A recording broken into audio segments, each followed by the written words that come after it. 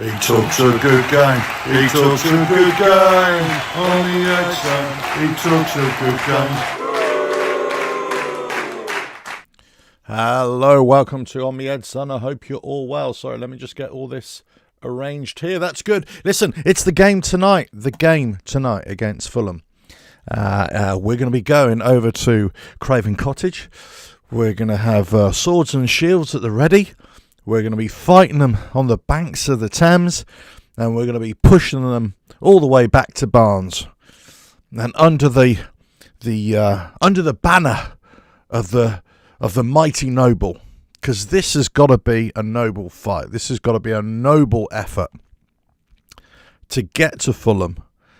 For many, they are equal, if not in terms of quality right now. They're a lot better, but in terms of size of club, they are our little brother, as it were. Not even a brother. They're smaller than us. We should be beating them. We should be better than them. We should be doing so much more. We should be going there with the bit between our teeth. We are the dogs of war. We are the salivating rabid beasts who should be going there with one purpose in mind. And that's to kick the ever-living shit out of them. Let's face it, sorry Fulham fans, but that's the way it is. Sorry, no mercy today. We cannot afford to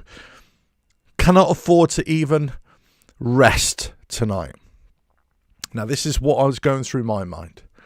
It's all about pushing them back to Barnes. It's almost like, let's just get them into the Thames. Let's just take them off the pitch. Let's just fight them in every single way that we can. Metaphorically speaking, I'm talking, of course. But this is what we should be doing. Now, can I honestly say to you that I have confidence in Nuno that he's going to say, you know what, we've got to go all out attack. He's going to direct the players to have that bit between their teeth, to inject them with some rabid venom so they all turn into, these distempered dogs. No, I just don't feel he's that kind of guy. And history has shown us ever since he's been with us, and obviously before then, has shown us that he's not that kind of manager. He's not that kind of manager that instills that kind of fight. But hope springs eternal. We can only hope. We can only hope that we can go to Fulham and we can take the game to them. We can play on the front foot. Now, how are we going to set up? Is it going to be a 3-5-2? Is it going to be a 4-5-1? Is it going to be 10 at the back? With Nuno, you just don't know. But the logical conclusion is that we're never going to get an attacking stance from him. It's always going to be slightly defensive. It's always going to be that kind of possession-based football, not commit too far. If we get our noses in front, let's hold that position. Now, many people out there, many fans would say, no, we've been doing well, we've been doing all right. And I have countered that, would say, well, actually, we've beaten or we've got draws in recent times against teams that haven't performed well. And whilst we have improved somewhat, can only gauge yourself really when you're playing the better teams, and also if you can do this consistently. And we're not doing this consistently. We haven't been. So you go out Liverpool last time, you get spanked 5-2. Wolves, who haven't been able to get a win all season, the last two games they've won, they've beaten Aston Villa and they've beaten Liverpool. And they've taken the game to them. So how many times have we said in the past that we, West Ham United, or football fans in general, if your manager wants to play a defensive style of football, that can only last for so long. At some point, you have to take it to the opposition, especially when you're not solid in defence, when you don't have a world-class defence, when you're not schooled in the dark arts of defensive football. If you weren't raised up in the 1950s, 60s, Milan, playing Catenaccio from Inter Milan. If you weren't that, I'm obviously speaking to the older fan here, of course, right? But if you're not schooled in that, you're never going to be able to emulate it. If you don't have that training regime where you're constantly reinforcing a certain style, then what happens is you get a scattergun approach. You get a scattergun approach not only to training, to performances, to results, of course, but fundamentally it just keeps on going down. Frog and a Well, good afternoon. Thank you very much. Wolves beat aside, we lost you 5-2 with a stripped back squad. Exactly right. This is my point. How is it that Wolves can go there?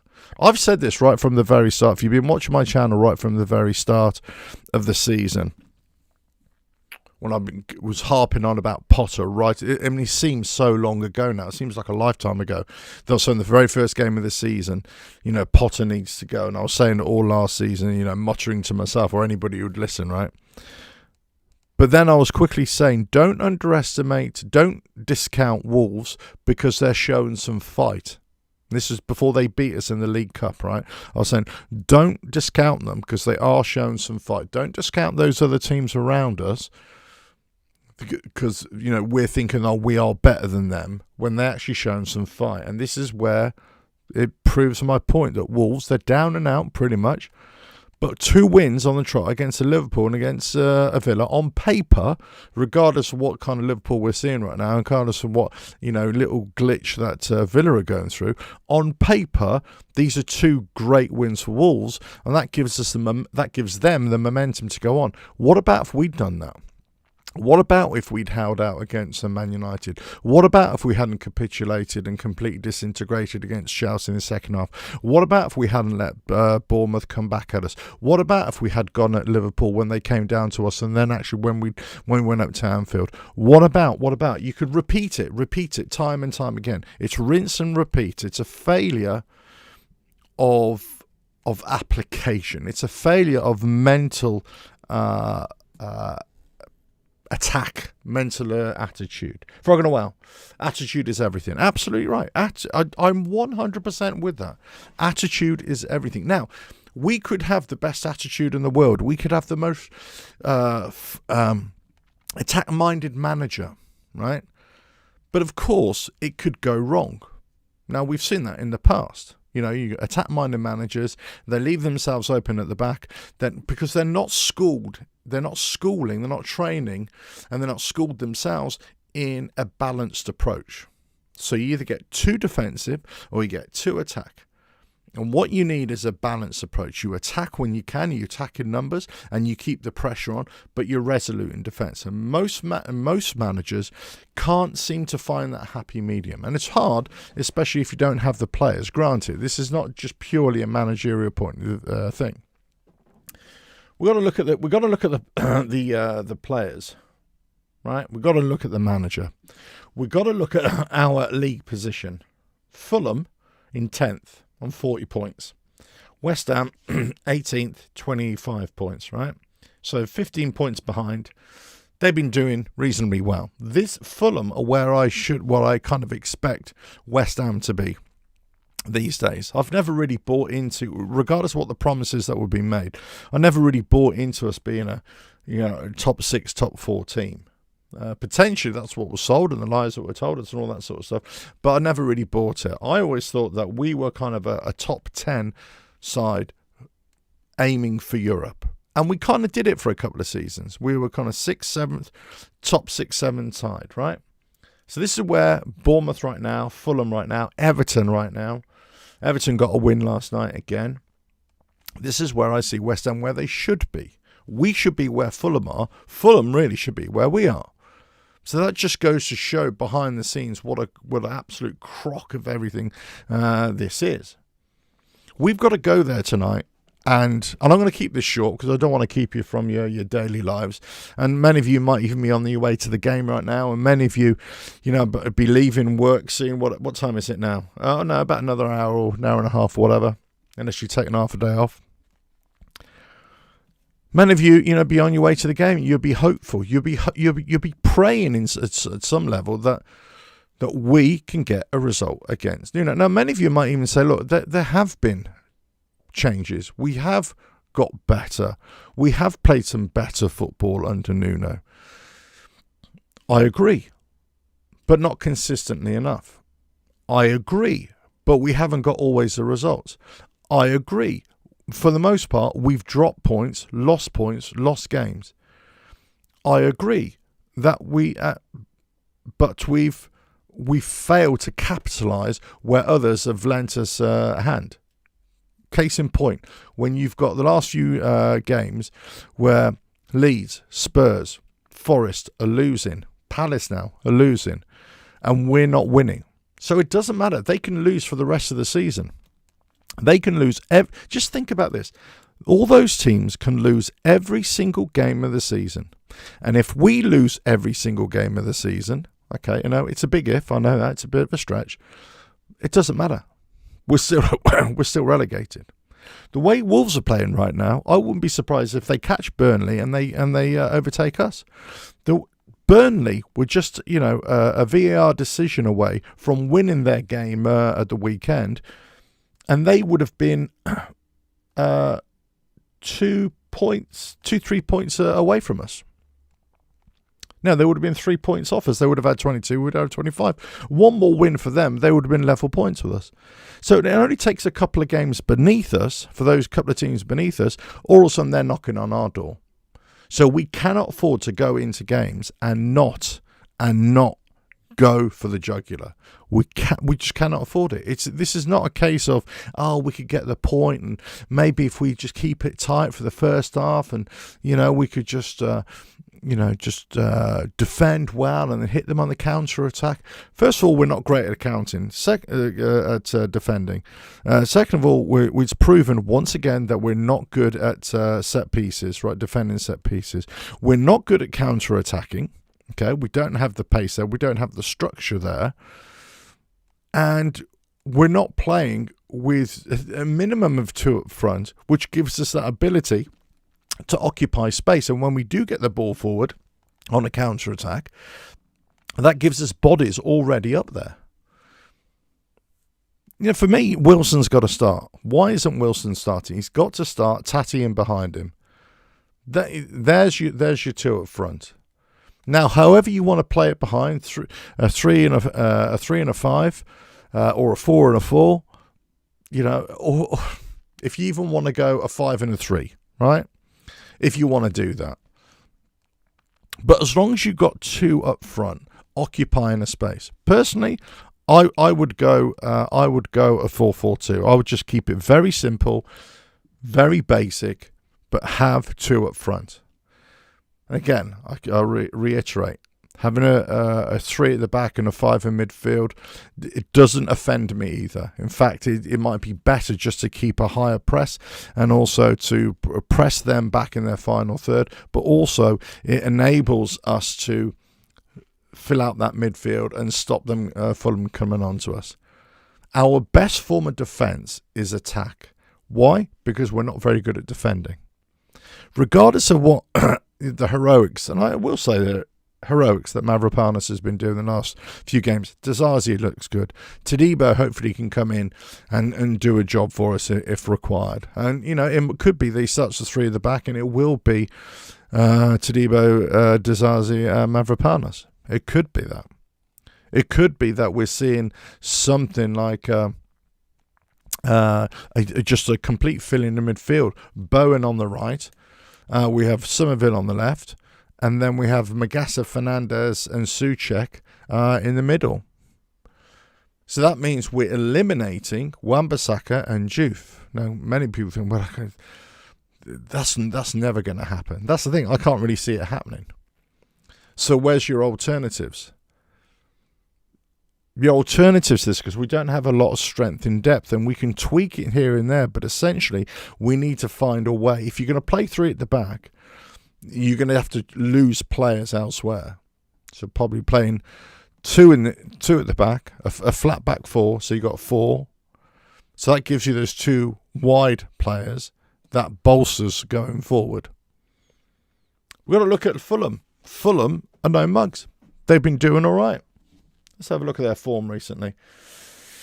Out the last 6 games, they won 3, lost 3. They won the last 2 games. They're on a bit of a run. They're on a bit of a momentum, right? They've done quite well. West Ham, 2 out of our last 6 games we've won, but lost our last one and drew the 2 before that. So out of our last 6, we've won 2, lost 2, drawn 2. Yeah, it's kind of average. It's average. People, fans will say, "Oh yeah, we've been playing well. We've been playing well. We've been playing well in relative terms compared to where we were, a couple of months ago, around about Christmas, where we couldn't even buy a win. But still, wherever we're at in terms of results, in terms of gaining points, it's still not enough. We all know that. Don't need me to tell you that. Doesn't need me to come on here and start, pointing out the bloody obvious. There's only one way we get out of this. There's only one way. The question is, you've got to ask yourself, is Nuno the manager to lead us there? Is Nuno the general that's going to be there directing our players to say, go out and get them? Ask yourself that. Because if the answer is, if you believe so, then we're seeing something different. We're seeing something different. Now, that doesn't mean that whatever tactics he employs tonight, whatever formation he sets up with, whatever players he picks, they can't go out there and do a job in whatever tactics he chooses. I'm not saying that at all. I'm not saying that he's doomed to fail. He's destined for a complete farce out there. We're going to get spanked. I'm not saying that at all. But what I'm saying is that form has told us that we play better when we're playing on the front foot, when we're at least taking the game. The couple of wins that we had is when we had 2 players up front.